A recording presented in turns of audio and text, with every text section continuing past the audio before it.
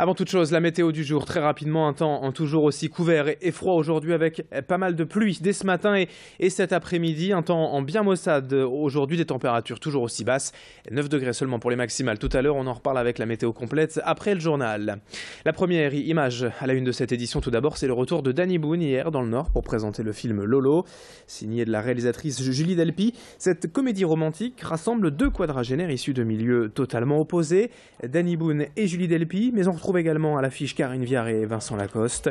L'équipe du film était en tournée ces derniers jours dans les cinémas de la région pour plusieurs avant-premières, en terminant donc hier soir à l'Homme par Kinépolis. Et de nombreux fans étaient présents pour saluer la star nordiste et voir avant tout le monde ce film. Lolo sort prochainement le 28 octobre dans les salles et Clotilde de Leguévac a pu rencontrer la réalisatrice Julie Delpy. Une comédie un peu caustique, un personnage, voilà, une histoire d'amour entre des quadragénaires. J'aime pas trop ce mot, mais enfin bon voilà, je l'ai dit. C'est pas un film autobiographique du tout, je vous rassure. Mon fils est un personnage tout à fait adorable et charmant. Il a que 6 ans et demi en plus. Mais non, c'est l'idée de comment on élève les enfants et comment on fait pour les élever mal. C'est-à-dire l'idée, est-ce que si on donne tout l'amour à un enfant, est-ce qu'il finit heureux et bien dans sa peau, etc. ou pas, quoi. Et là, le personnage de Violette a un peu tout passé à son fils, il lui a marché dessus toute sa vie et au final, il va pas très bien. L'information à la une dans le Grand Lille aujourd'hui, c'est aussi surtout le vote pour le projet de RER Lille-Hénin hier au Conseil régional. Pour la dernière séance plénière du mandat avant les élections, l'Assemblée s'est prononcée en faveur du projet à la quasi-unanimité. Seuls les écologistes se sont abstenus. Pour rappel, cette ligne express entre le bassin minier et Lille ne devrait pas voir le jour avant 2025, voire 2030, mais a déjà emporté les suffrages des élus de tous bords. Le projet semble donc bien parti. Il reste désormais à trouver le financement. Et je vous rappelle qu'on parle tout de même de plus de 2 milliards d'euros. L'actualité en ce vendredi, c'est aussi au chapitre social, la colère des professeurs, élèves et parents d'élèves des sections CAP coiffure et CAP esthétique cosmétique. Ils se sont rassemblés hier devant le conseil régional pour protester contre la délocalisation de leur formation à la Bassée à la rentrée prochaine. Selon eux, la Bassée étant moins bien desservie que Lille en transport, les temps de trajet plus élevés seront un frein pour certains élèves. D'autre part, les professeurs souhaitent garder une formation publique dans la métropole lilloise, les formations privées étant souvent plus chères et inaccessibles pour certains. À la région, on motive cette délocalisation par la concentration des formations au métier de bouche au lycée Servet et de Lille et la possibilité offerte aux jeunes du bassin minier d'avoir une formation plus proche de chez eux. Écoutez ce professeur du lycée Servet, hier rassemblé devant le conseil régional au micro d'Idil Gunaï. On est dans une région Nord-Pas-de-Calais où on a aussi un public qui vient parfois de milieux défavorisés, donc qui doit pouvoir permettre justement une formation à tous. Donc on est là plutôt en gardien du temps pour les formations publiques et le privé, eux, effectivement, il y a ce coût financier qui est très très élevé, de l'ordre en moyenne, on a calculé entre 3 et 5 000 euros par année pour la formation d'un CAP coiffure, ce qui est quand même non négligeable.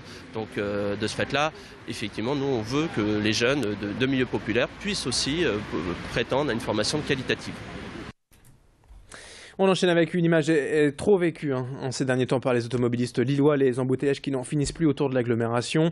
En ce moment, d'ailleurs dans le secteur des 4 cantons à Villeneuve-d'Ascq, c'est encore pire avec ces travaux de la bretelle à 22 à 27 fermés à la circulation jusqu'au 10 novembre.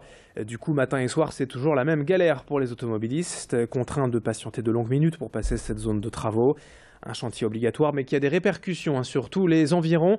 Céline Huret est allée hier à la rencontre de ces conducteurs coincés dans les bouchons. Normalement, je mets une petite heure. Là, en ce moment, c'est plus entre 1h45 et 2h. Je change ma vie, ma femme m'attend pour manger et elle attend.